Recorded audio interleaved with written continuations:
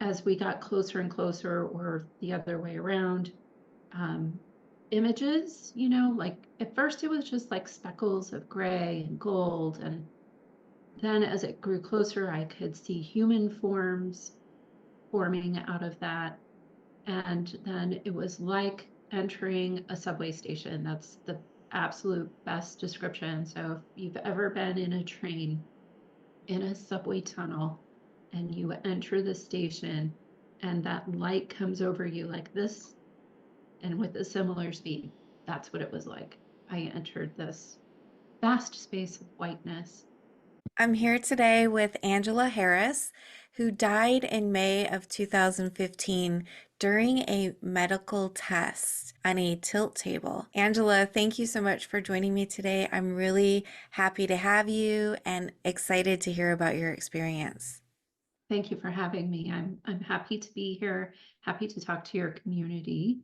I'll go ahead and share my story, and then I'll share some lessons from my story. Tia and I were just talking about how the lessons from experiences are really the heart of it all. It's what we bring home. It's the importance of it. I want to say the meat on the sandwich, but you know what I mean. The good part, the juicy part. So yes, I did. I died on a tilt table. So a tilt table is a test that's given to people who might have a neurological disorder that's causing a lot of disorder in their lives. And I was a teacher at the time. I was standing up all day as teachers do. By the end of the day, I really did not feel well at all. One day I went to see the school nurse because I was feeling so terrible and my blood pressure was through the roof. And normally my blood pressure is really quite low. Normally it's like 116, and that day was 185. So she wanted me to go see a doctor. And eventually, about a year and a half later, I ended up on the tilt table at the request of a neurologist. And the tilt table, when you get on it, you're in the lying down position, and they strap your hands and your feet down, and your head a little bit, if I remember right. And the point of it, though, is that you can't move at all, so that your brain and your body have to talk to each other. That did not happen with me. They tilted up so that your head is back about 5 degrees, and you stay there for up to 30 minutes. If you make it to 30 minutes, then you don't have a neurological problem. Your body is talking to your brain. Everything's working perfectly. My husband was sitting behind the monitors and could see everything that was going on. And my blood pressure dropped steadily over the course of 18 minutes, like a very smooth ski slope. And at 18 minutes, I went into seizures and I died. When I don't even remember being in seizures. I just remember not feeling well to the point that the doctor and the nurse and my husband were asking me, how are you feeling? We need to document this. I couldn't even talk about it. I came out of my body facing myself. So the first thing I saw in my spirit form at that moment was me, but I didn't really recognize me. It was like I was just an abandoned shell and I didn't care about what I was seeing in front of me. I did, look around the room. I didn't have a body, but I viewed the rest of the room. I saw my husband. I recognized him as my husband. I recognized him as someone I had built this life with, that I loved very much. Um, at this kind of all at the same time, the nurse is standing up. She had been sitting, so I was on the tilt table. She was sitting right here. Her knees were inches away from my feet. She stood up into me. She then went to the side of the tilt table to begin resuscitating me. Um, at the same time, I'm kind of moving backwards into the corner of the room. And then I was in the black velvety void, the tunnel, that dark space of in between where a lot of experiencers go. And my guide was there with me. Her name is Melanie. She has been my guide the whole time. And the interesting thing to me about that moment is that we were continuing a conversation. It wasn't like, oh, hey, how are you? Greeting someone. It wasn't like that at all, because she's always been a part of my life. That entity has always been a part of my life. And so I really, at that point, wasn't even thinking about what was going on. I wasn't concerned about it. I just was doing what I was doing. I was going where I was going, except for one thing, which is that I still had this concern about my husband back in that hospital test room and my kids. So I would turn and look over my shoulder and see my husband in the room and continue conversation with Melanie. And I would turn and look over my shoulder at my husband and continue conversation with Melanie. And I would think about my kids and I would see my kids. We continued, and it was a very short period of time compared to everything that occurred. So, this was, in human terms, it would be like walking from your living room to your kitchen. But then my experience in the light was more like, a long walk in the woods comparatively. So we were not in the black velvety void very long. I felt a sensation of movement. Whether I was moving or what I'm about to talk about was moving towards me, I don't know. I did feel a sensation of movement. There was that pinprick of light that some people see, and it grew, or I approached it. My perspective of it changed, is a good way to say it. And I could see, as we got closer and closer, or the other way around, images, like at first it was just like speckles of gray and gold. And then as it grew closer, I could see human forms forming out of that. And then it was like entering a subway station. That's the absolute best description. So if you've ever been in a train, in a subway tunnel, and you enter the station and that light comes over you like this, and with a similar speed, that's what it was like. I entered this vast space of whiteness, which was very much like the black velvety void, only bright white.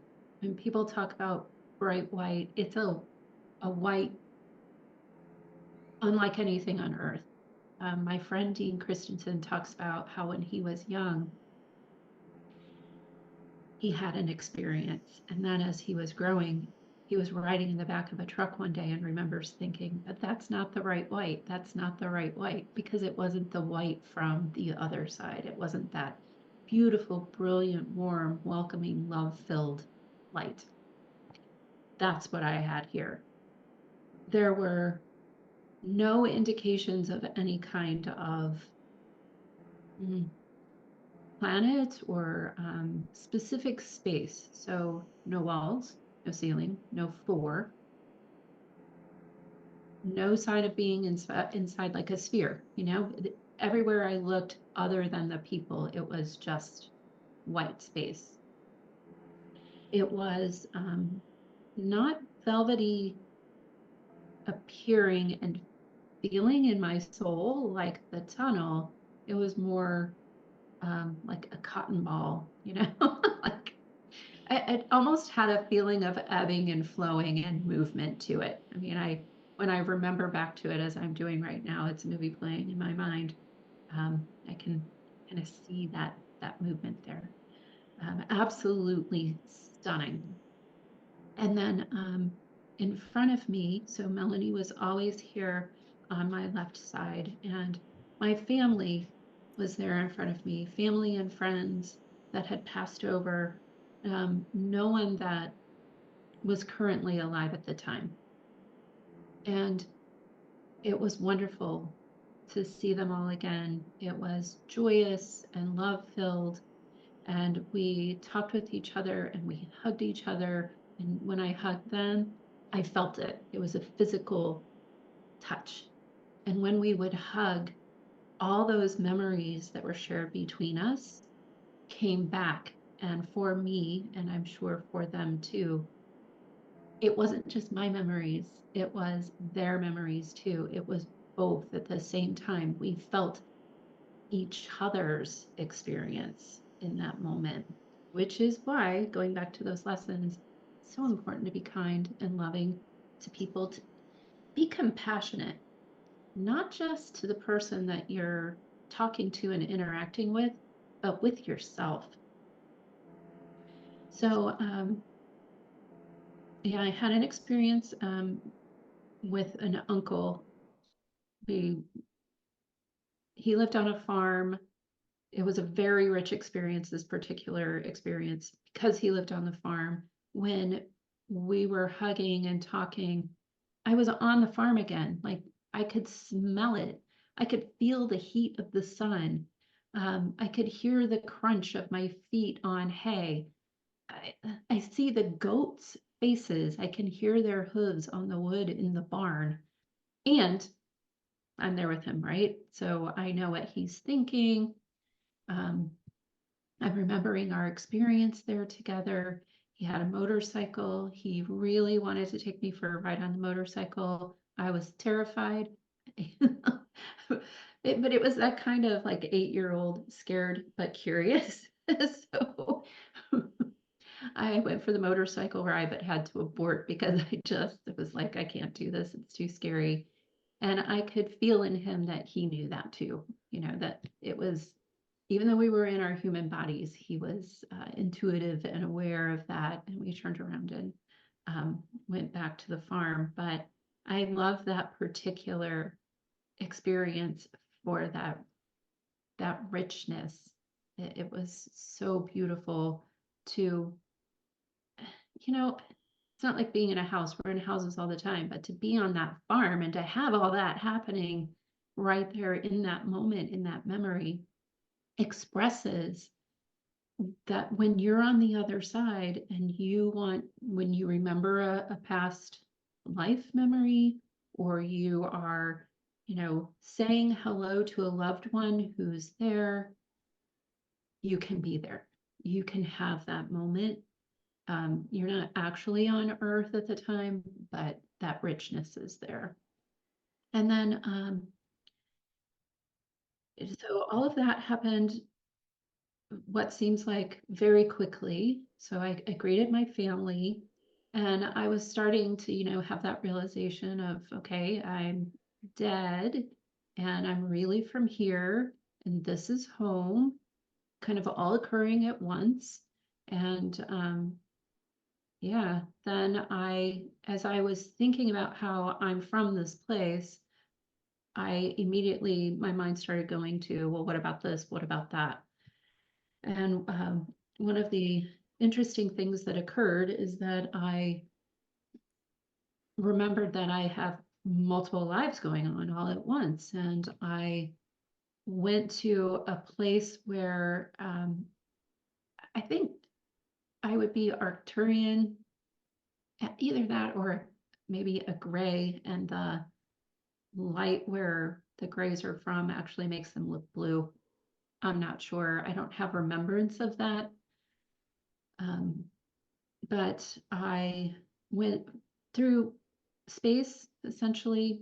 Um, if you've ever watched, I think it's Star Trek. I get the two confused sometimes, but when they're in the ship and the stars are going by really fast, it looked like that to me. And I arrived in this space where I saw this blue being who's female from my intuition, bald, blue skin, pool-like blue on the face where the light fell, more cobalt on the edges of where the light would be more shadowy.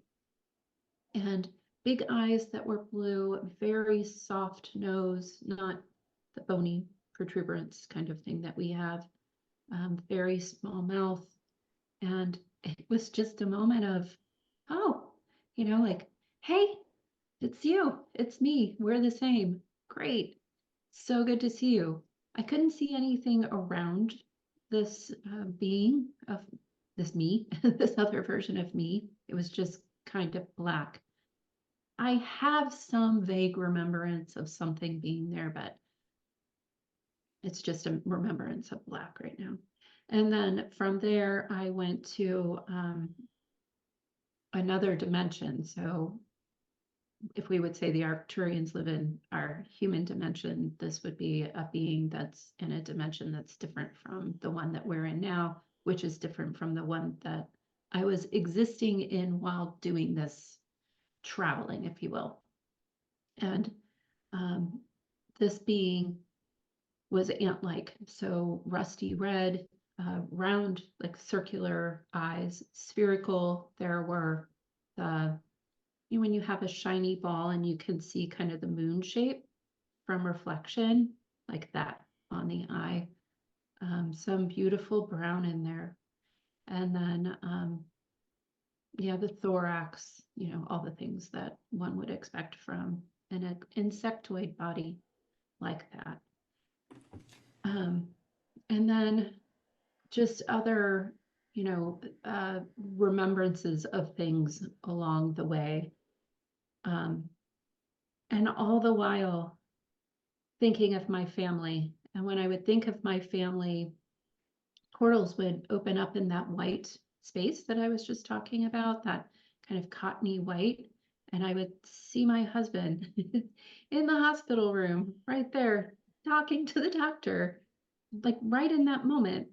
And I could see my kids at home. It was amazing.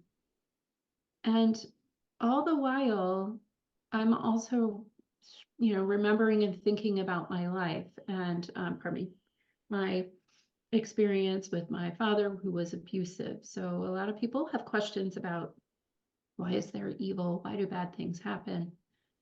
What I saw in that experience is that I chose to be in that situation, and my father chose to be in that situation. The kicker here is that my father isn't my father, really. It's just another soul that's living an experience here on earth as I am doing. And we chose these roles, if you will. We're not acting. It's not like an actor on a stage. We're not living out a play. We're here learning and sharing and growing together, even though he was abusive to me. So it's a two-way street, hence the importance for always being kind, always being compassionate.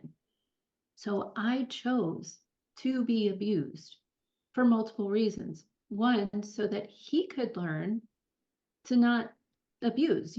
This is why we're kind. This is why we, squash down the things that humanity whisper in our ear and tell us that we could, should do. And I was learning to stand up for myself, and I did, which was great. So now I have to have self-compassion for the Angela that was there at that time, for little Angela who was going through that abuse, because I was in a space where I didn't remember who I truly was. I didn't have that option because as humans, when we jet into these bodies, this is removed from us. It's blocked, right? We can't see back to the other side. So all we have to rely on is what we're taught as a human from the people who are around us. So that's all I had at that time. So I have to be very self-compassionate for myself and the choices that I made at that time. Which then it's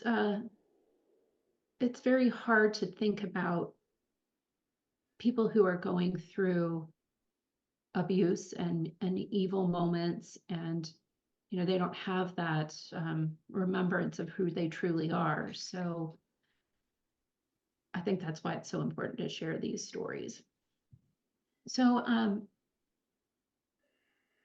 that was a very quick telling of my story. Tia Renee, I'm sorry it went so quick.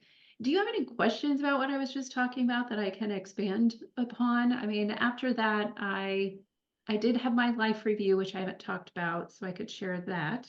But I think now is a good breaking point if you did have a question about anything I just talked about. When you were kind of seeing these other entities that were also you, excuse me, did they see you or were you just kind of, I don't, that's fascinating to me how that interaction happened. Yeah, that's a good question. So when we saw each other, it was a dual recognition. So my understanding of it from what I remember of the experience on this side, right? And also just that intuitive feeling, and also dreaming at night and reconnecting again with the other side through my dreams. We're the same soul. So I always point to Matthias De Stefano has the initiation series on the Gaia channel, and he talks about how God, or the central entity, wanted to see itself from all these different aspects and grow and learn and engage. And that's what I experienced there, that whatever my central entity is, I'm an aspect of that. So I'm like a little split off of it.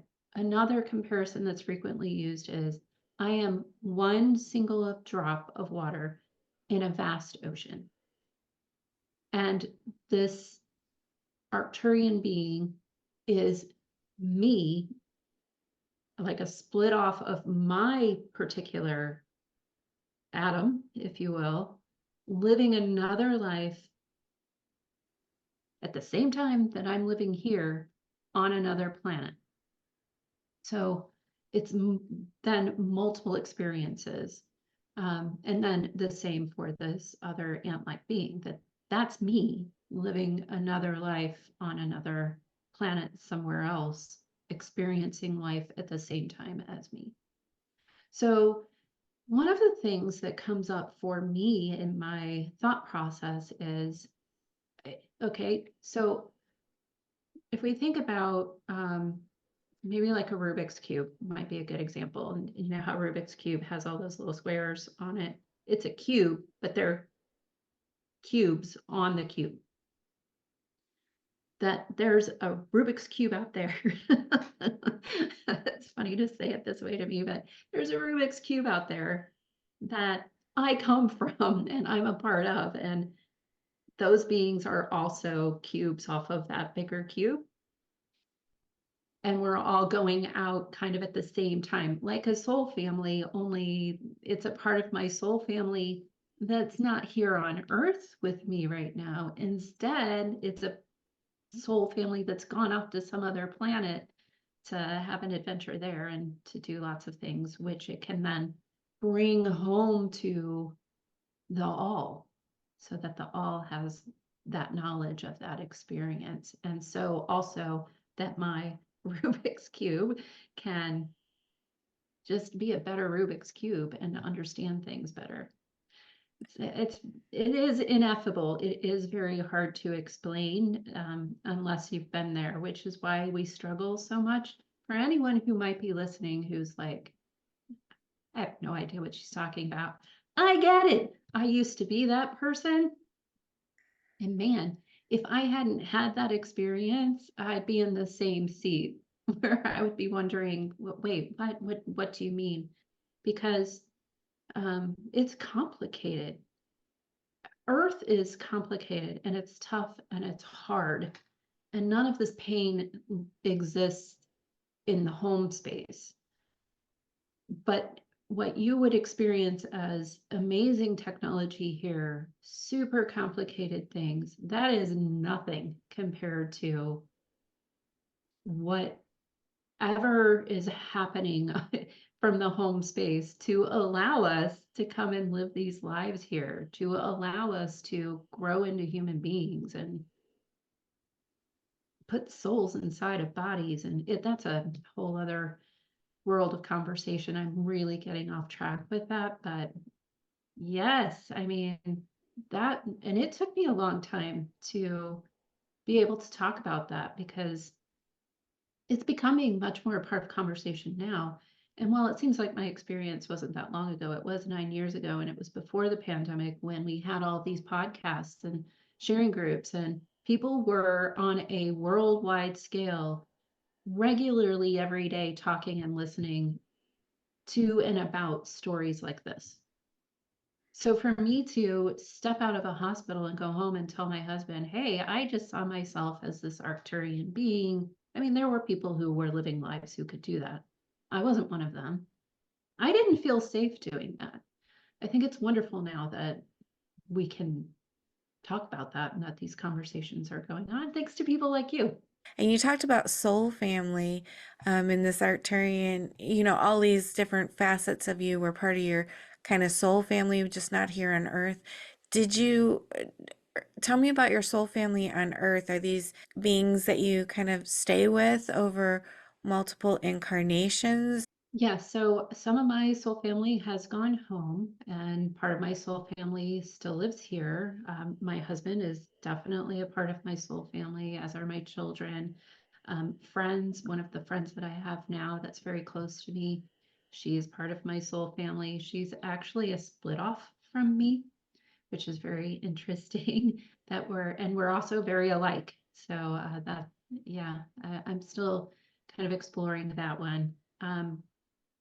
One person that has a really great explanation of that is Betty Guadagno. Her story's out there quite a bit. She talks about her experience with her soul family. I referred to my father earlier, and of course, my parents, I mean, they're part of my soul family. My mother agreed to give birth to me.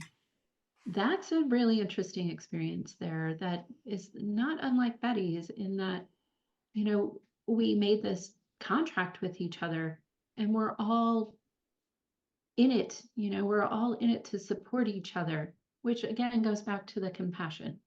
We all came here to have these experiences and do the things that we're doing and try to make good choices along the way. But it's not like you can sit down before bed at night and read about, okay, well, tomorrow I'm supposed to do this, and then I'm supposed to do that, and then I'm supposed to say this other thing. And then when I'm in the grocery store and I accidentally bump into someone, I'm supposed to tell them this. We don't have access to that. We're just kind of here, like, you know, when we go home, we can see, oh, right, I was supposed to do this and I did 2 thumbs up and I was supposed to do that and 2 thumbs down. That's not something we have access to. So yeah, I can definitely see my soul family. And a before and after is that before I remembered, I was free willing it, doing, whatever I could do, the best that I could do it. Now, and this is a burden of being a near-death experiencer, it's very different than that now. I spend a lot of time.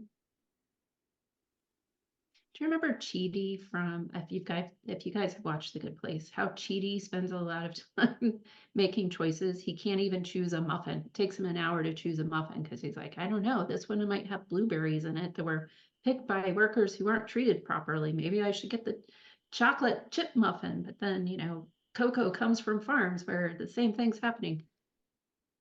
Yeah, I mean, I definitely spend a lot more time thinking about things. I was talking the other day to someone about how I chide myself a lot more because in interacting with my soul family, especially not just being out in public, but especially with my soul family, spend a lot of time on the, well, am I supposed to do this or am I supposed to do that? Because they both have good things to them. And this is a reference to kind of that good and evil, or the old Angela and the new Angela. You know, let's say, I want to say something that to someone that would correct them in a very human way. And that then could, from a soul family, soul contract, way be what I'm supposed to say to them because they need to hear it to get their, life back on the right track? Or am I supposed to be like the super self-compassionate, angelic like person who pats them on the back and kisses them on the cheek and tells them it's okay, everything's going to be all right? You know, that's what meditation and prayer is for. That definitely helps guide me to that. But if I'm in a quick moment and I don't have time to do that and I just have to free will it, then yeah, it's difficult. So the soul family situation, yeah, I definitely saw my soul family. Yes, you have a soul family, I believe, from my my experience. And I also see it as a very rich, beautiful, complicated situation in which you need to be compassionate for the people in your soul family because they're struggling just as much as you are. And you need to have compassion for yourself because you're under this big, thick veil where you can't see what you're really supposed to do. It's tough. I think that's very comforting because some people have lost loved ones, and that's one of the hardest things you can go through in life. And knowing that you're going to be together with them, or that really there is no separation in the first place, is very Right. comforting. Mhm. Yeah, And there really isn't. you had a life review. Tell us about that. I did have a life review. It was at the end for me, right before I came back, which I'll tell you about at the end of the life review. So, yeah, I had that moment of, whoa, I think I'm dead. Interesting. One of the things I didn't mention earlier is that because of my condition, I was in a lot of pain. And when I left my body, I didn't have that anymore because I didn't have a body. And that was awesome. I loved it. I mean, that was one of the biggest things for me was just getting out of this vehicle that I'm in and releasing all of the pain that was associated with it. And so, um, as a part of realizing I was dead, I had no interest in going back to that painful body. I didn't want to. So I'm there, having a moment of, oh wow, this is great. I'm so happy to be home, so loving. And then I just started thinking about my past life, and that's kind of, I think, a trigger for the life review for me. And so I was in the white space with my family there in front of me and Melanie to my left. And it's like the life review was kind of going on over my shoulder because a lot of people will talk about like the 360 vision, right? So it's more like it was kind of back here is how it felt, but I could still see it. And it covered a lot, little things and big things. So all the good, all the bad, big and small. Um, One of the things that I think is important for people to hear is that when you're making a decision about something, we need to go back to that compassion. I share this example of sitting in traffic because it's something that we all do. So I was sitting in traffic one day and I was trying to turn left. So I'm having to deal with both lanes. And it's this 2-lane road and it's rush hour. So there's a lot of traffic and people are in a hurry and there's no stoplight for me. So that's just not going to happen. I'm going to have to do it on my own. And it's one of those situations where I didn't have a choice. I had people backed up behind me. I had to go because they're getting frustrated with me. I want to get home. No one's going to stop and let me go. That's just not going to happen. So there's a break. It's a tight break. I take it, I pull out. I'm doing what I need to do. I'm making these people happy, but at the same time, the person that I'm pulling out in front of is not. And during my life review, then I'm not just me, I'm also that driver. And so there's that remembrance, pardon me, my nose is running a little bit. The feeling of frustration from that driver, that driver was very upset. That driver went home and unleashed all that on the other person that this person lived with.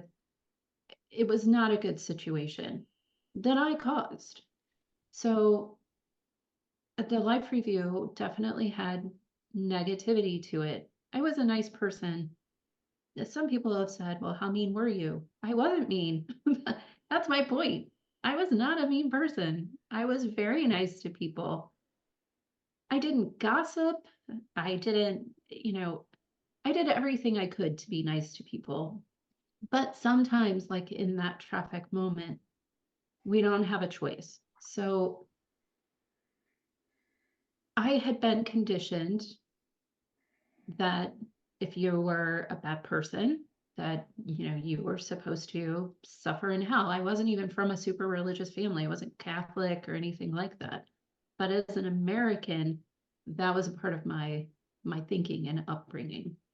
And a part of me was, I think I was in a waiting room. I don't think I'd fully, gone into the space of heaven. I think there was still a lot of human Angela there. And I definitely had a moment of, whoa, I think I'm supposed to send myself to hell because I had a lot of negative things that I did. And here's the kicker about that. When you're judging yourself from the other side, so like the human Angela thinks about it and says, okay, those were things that you did the best you could in that moment, and your intentions were good. And you can't determine what another person is going to feel from this human body. So therefore, you have to be okay with the choices you're making, right? Self-compassion. So compassion for the other person and self-compassion. Then there's the moment that you're actually on the other side and you're separated from your human body and you're actually not judging yourself as your human self. So when I was watching my life review go by, the only person who was having negative feelings about my choices was me. Everyone else around me loved me and understood everything. When I was there in that space, though, I wasn't judging myself as Angela, the one that's sitting in front of you now. I was judging myself as Isilda, my soul. So it was this totally complete separation from the humanity of it all. It was looking at myself from my angelic side. So, again, going back to the evil aspect of it, does an evil person, when they go to heaven, judge themselves and put themselves in hell? I can't answer that question. All I can tell from my experience is that when I judge myself differently. So, yeah, I had a lot of self-compassion for myself. But then there was that moment where I thought, because in my soul somewhere, some humanity stuck, right? And I thought, wow, I had a lot of moments where I didn't do a good job. Maybe I should make myself suffer. Even as I'm thinking it, though, in heaven, I'm having that moment of, wait, no, that's not right.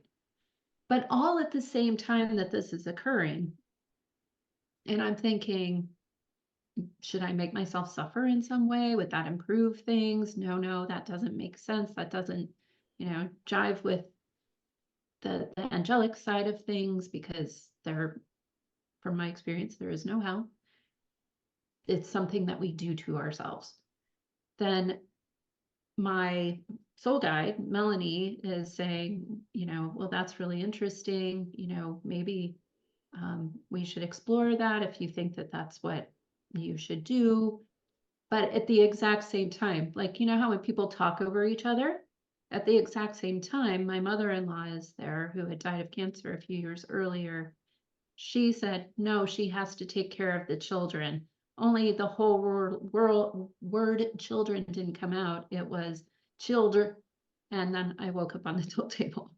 So, yeah, it's yeah, there's a lot of complicated stuff there, right? I mean, how can I be having a life review and judging myself as my angelic being, but then also having some of the humanity of Angela there?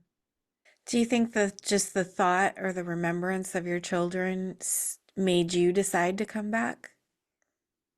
Yeah, I didn't want to come back because you know, a lot of people will say there's no time, and I completely support that, that there's no time as we know it here on the other side. That on the other side, everything is occurring all at once. And I could see that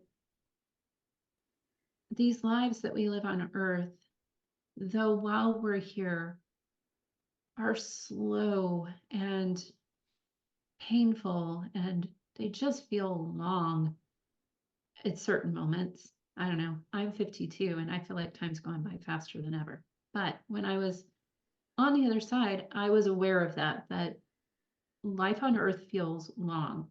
But when I looked at my children and I looked at my children's lives and my husband, I could see that things were going to be good for them without me, because I was able to see these different scenarios that could play out. And I could see that, they would have love in their lives. And even more impactful to me in that moment was that I could see that their life was like that. Literally, that's how it felt to me. I was like, oh, we're going to have this life together. I'm going to be able to watch you grow up from here. Everything will be okay for you, and you'll be here like that. You'll just be back here, and then we'll go off and have another life together. So it was, uh, yeah, it's very different than here. Very, very different than here. Different concepts, a different way of thinking, different way of understanding things, a different way of accepting things because of all of those other aspects that I just mentioned. So, yes, I did not want to come back.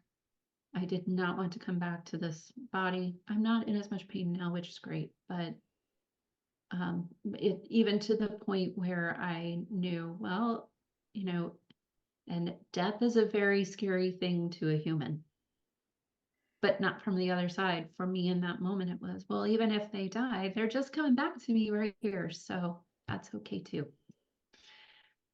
It's something I couldn't even bear to think about before I had my experience.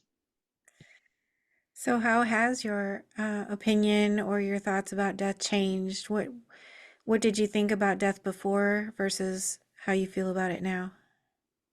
Yeah, I definitely want to be here with my family as long as I can. I now, now that I'm back in my body and I'm settled into my body with my experience a little bit more, and I look forward to all the experiences that we can have together, because I made the decision to come here to live this life with them, and I want to get the most out of this life as I can.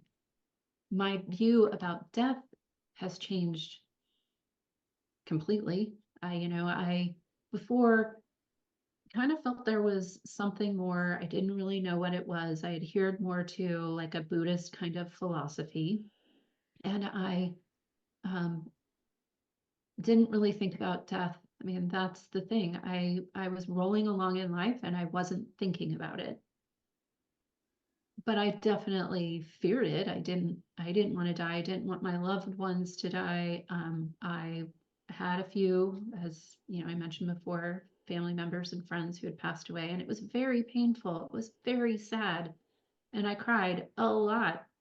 And now it's actually a joyous experience for me. My brother-in-law unfortunately died of very painful, very aggressive cancer a couple of years ago, and it was horrible watching him go through it. But when he died, it was such a sweet release. I know it was a sweet release for him. It was a sweet release for us because our suffering of watching him pass, of watching him suffer through this illness, was also over. Fun fact about that one.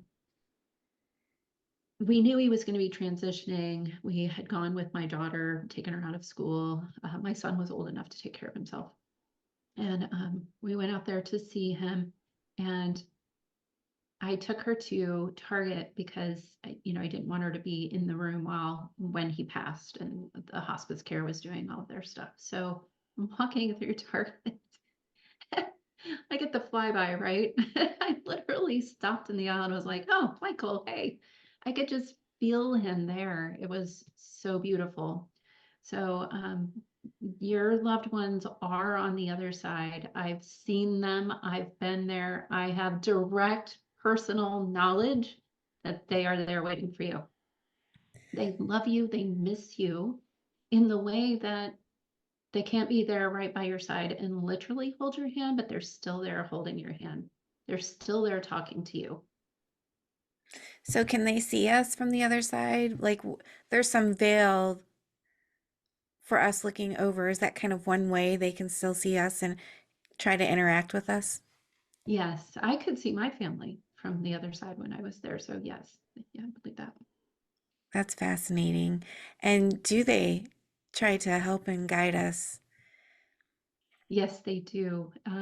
It's very helpful to just quiet yourself and to listen, to find a time, I think each day, to just listen to what you're hearing.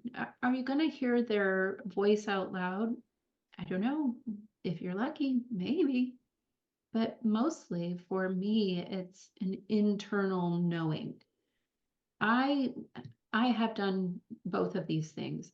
I hear my family members speaking to me, and I know that it's them because it's not me. It's not the way that I speak. It's not the way I put words together.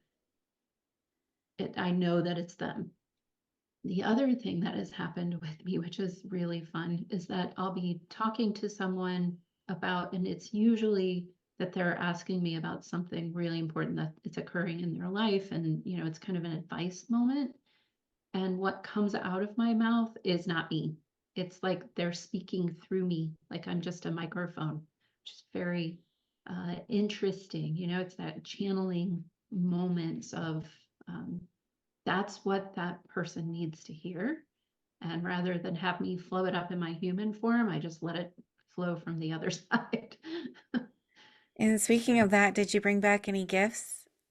I did, yeah. So, and this has come around. So, yeah, I really believe that when we have an experience like that, it pulls back the veil a bit. And so we're able to access more of our true self. And through that, then we're much more capable of communicating with the other side, whether it's, mediumship or being a psychic or channeling or any of those things. To me, they're all kind of one and the same. It's a natural capability that we have because it's who we truly are. Everyone has the capability to do it. It's just, can you fight your way through the veil enough through the techniques that other people have learned to be able to get yourself back to that point, to let your soul out and let it fly and have fun and be natural. As I've meditated over the years, I have some messages I want to share with you. The first comes from Kriya Yoga. So I am a follower of Self-Realization Fellowship. That works for me. It works for a lot of people. It's actually growing, I think, as a part of this expanding knowledge that we have through all these sharing of stories. So a fun story there. I was at the first convocation in 2019, I think it was, no, it would have been the fall of 2020. And I was sitting at my desk. So that was during the pandemic, and the house was full. Both kids were home all the time. My husband was home. I was home. So we needed essentially like 4 offices, right? So my office was at a sofa table in front of a window, which looks out on our backyard, and there are a bunch of trees, and sitting there listening to the convocation. And it was, only a couple of years into my journey, and I was having an existential moment of, I don't know, is this right? Am I on the right path? Is this yoga thing going to work? Maybe I should try something else. And I mean, I was like in a moment. And I'd been looking out at those trees for a very long time, almost a year. I knew what they looked like. And I looked up and the branches had parted and formed a heart. I have a photo of it, but unfortunately I can't pull it up real quick. And that heart is still there. So that was 2020. It's now 2024. We've been through 4 full growth cycles of trees that are very mature trees, are, very, very tall, towering over our 2-story house. And that heart is still there. There are actually more hearts now. And I was contemplating something last year and a butterfly formed at the bottom.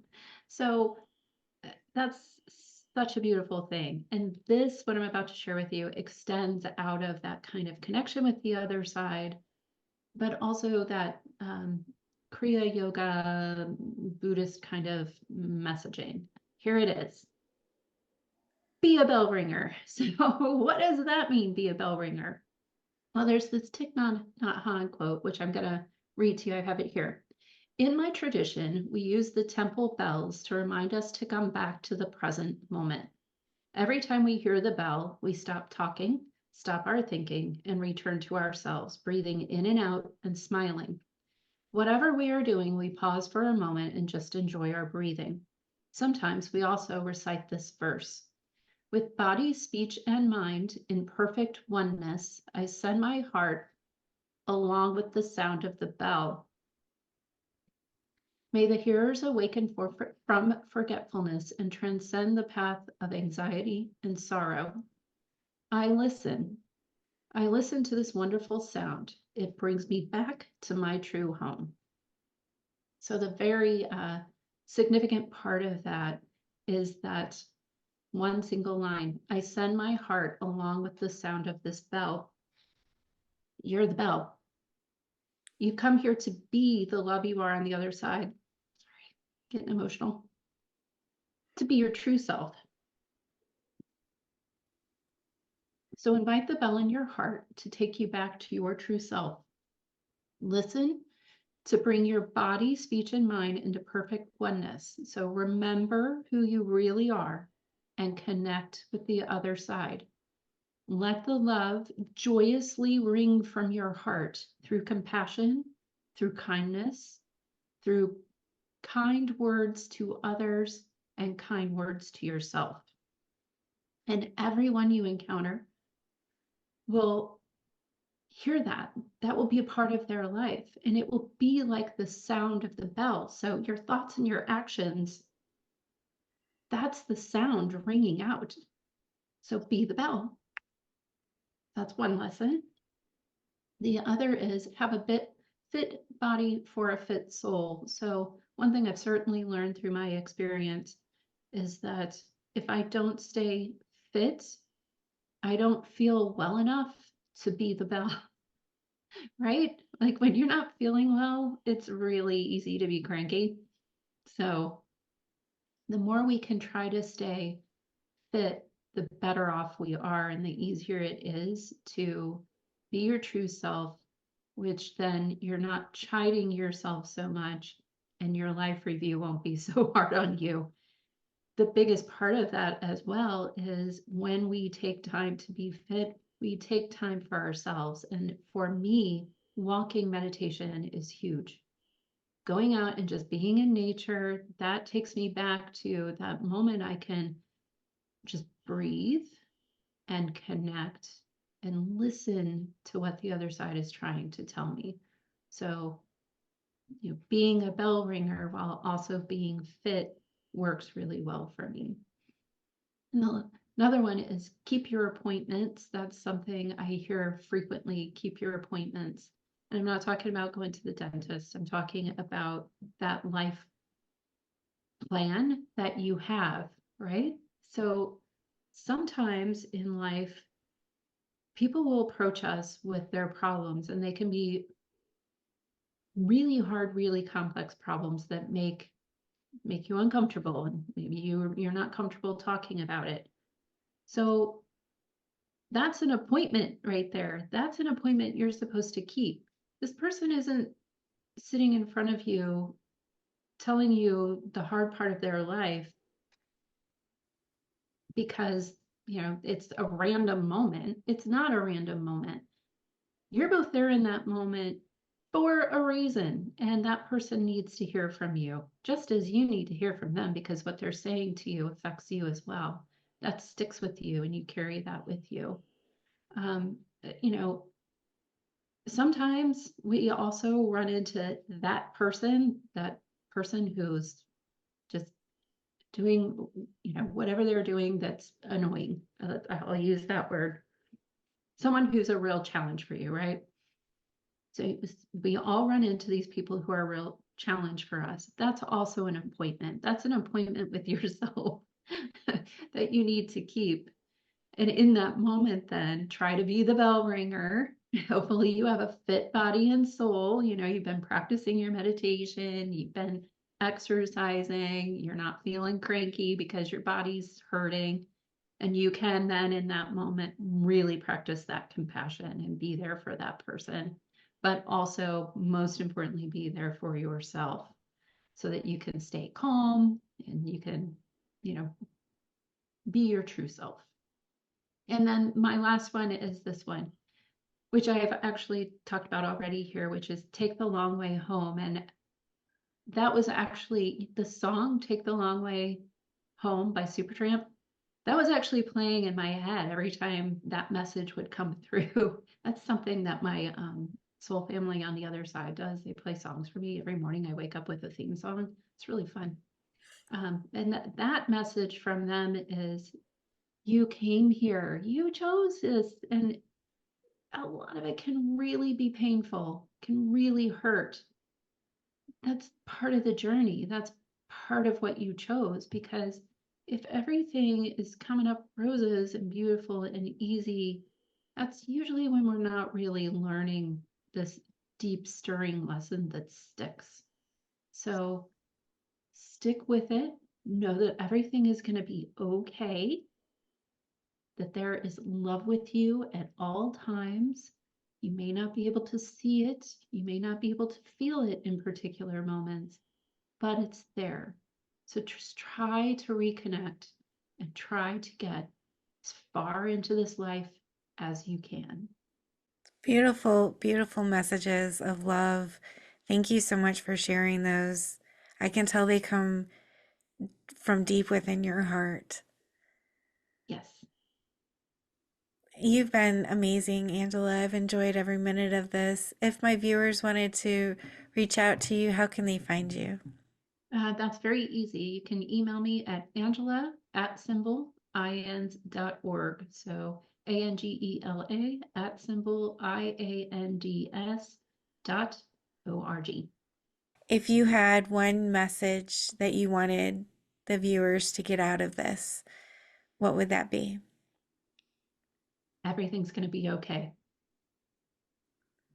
That's that is so comforting. Everything's going to be okay. I love that.